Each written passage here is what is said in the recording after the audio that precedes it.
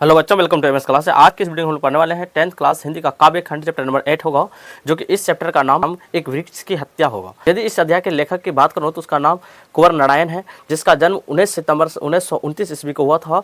और जन्म स्थान की बात करूँ लखनऊ के उत्तर प्रदेश में हुआ था। और इस अध्याय का एक वीडियो पहले ही हम बना रखे हैं, जो जिसमें कि लेखक का संपूर्ण परिचय है। यदि आप नहीं देख रहे जाकर प्लेलिस्ट में देख सकते हैं।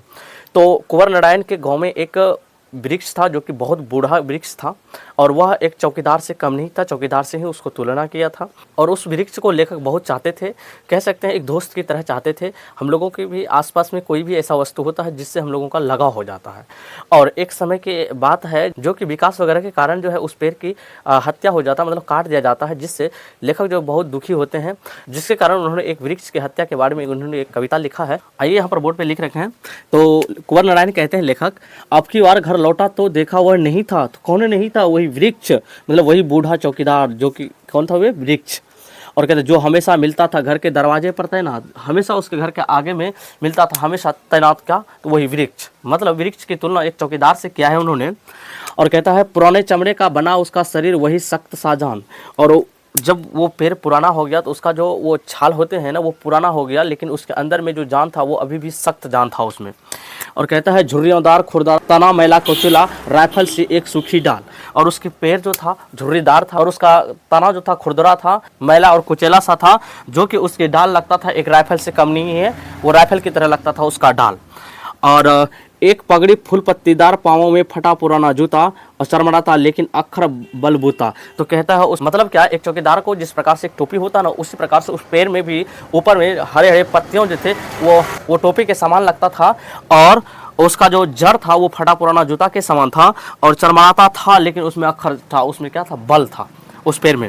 और कहता है धूप में, बारिश में, गर्मी में, सर्दी में हमेशा चौकन्ना अपनी खाकी वर्दी में रहता था। चाहे धूप हो या बारिश हो, जिस प्रकार से चौकीदार अपना कार्य में कार्यरत रहता हो, उसी प्रकार से वह पेड़ जो था, धूप हो या छाँव हो, बारिश कुछ भी हो, वो अपने कार्य में लगता था, वो तैनात रहता था, हमेशा अपनी वर्दी में रहता था। कौन? तो वही वृक्ष।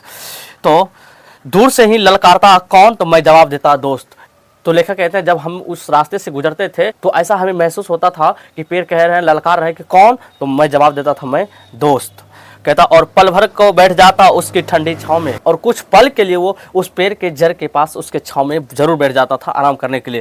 कहता दरअसल शुरू से ही था हमारे अंदेशों में कहीं एक जानी दुश्मन। और लेखक ये भी जानते थे एक दिन ऐसा समय आएगा जिसके कारण इस पेड़ की क्या हो जाएगा? कटाई हो जाएगा, या तो कह सकते हैं हत्या हो जाएगा। तो मतलब क्या, किसके कारण हुआ था? तो मतलब सड़क वगैरह बनता है ना, मतलब विकास के क्रम में उस पेड़ की क्या किया गया? हत्या कर दिया गया। और कहता है कि घर को बचाना है लुटेरे से, शहर को बचाना है नादिरों से। नादिर किसे कहते हैं? जो आक्रमणकारी होते हैं ना, उससे नादिर कहते हैं। और कहता है देश को बचाना है दुश्मनों से। और कहता है बचाना है नदियों को नाला हो जाने से, हवा को धुआं हो जाने से, खाने को जहर हो जाने से। यदि पेड़ पौधे का अंधाधुंध कटाई करेंगे, देखिए नदी और तालाब में जो पानी होते हैं वो किसके कारण? तो पेड़ पौधे के कारण। पेड़ पौधे हैं तो बारिश होते हैं, जिसके कारण वो भर जाते हैं। यदि हम पेड़ पौधे को कटाई करेंगे, इसके कारण वर्षा नहीं होगा, तो वो नदी जो हो क्या बन जाएगा? वो नाला बन जाएगा।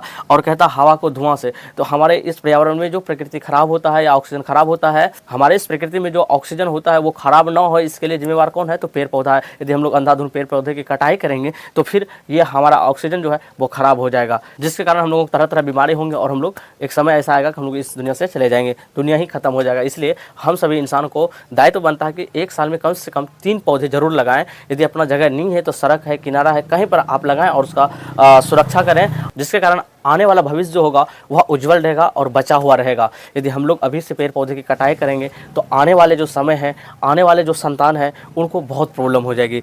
और कहा है खाने को जहर हो जाने से बचाना है। सारा भोजन क्या हो जाएगा? दूषित हो जाएगा, जिसके कारण लोग खाएंगे और तुरंत से वो क्या हो जाएंगे? बीमार होंगे, और ऑटोमेटिक है जीव जंतु मर जाएंगे। और कहता है बचाना है जंगल को मरुस्थल हो जाने से, और बचाना है मनुष्य को जंगल हो जाने से। जंगल को मरुस्थल का मतलब होता है यदि पेड़ पौधे की कटाई करेंगे तो इस मिट्टी में जो नमी है, नमी खत्म हो जाएगा, और इंसान जो अपने लोभ के कारण वो जंगली बन रहे हैं ना, उन चीज़ों से क्या करना है? बचाना है। तो जाते जाते कुंवर नारायण ने एक बहुत से ही संदेश हम लोगों को देकर के गया है कि हम लोगों को पेड़ की कटाई ना करें। यदि एक पेड़ की कटाई करते हैं तो वहाँ पर 2-3 पेड़ जरूर लगाएं, और जिससे हम लोग भी सुरक्षा रहेंगे और आने वाले भविष्य जो होंगे वो भी सुरक्षित रहेंगे। तो उम्मीद करते हैं आपको ये समझ में आ गया होगा। तो आप इसका एक स्क्रीनशॉट लीजिए, और उम्मीद करते हैं ये वीडियो काफ़ी आपको अच्छा लगा। अच्छा लगा तो लाइक करें, दोस्तों में शेयर करें, इस चैनल पहली बार है सब्सक्राइब जरूर करें। आज की इस वीडियो को यहीं रखते हैं, मिलते हैं नेक्स्ट वीडियो के साथ। बने एमएस क्लासेस। थैंक्स।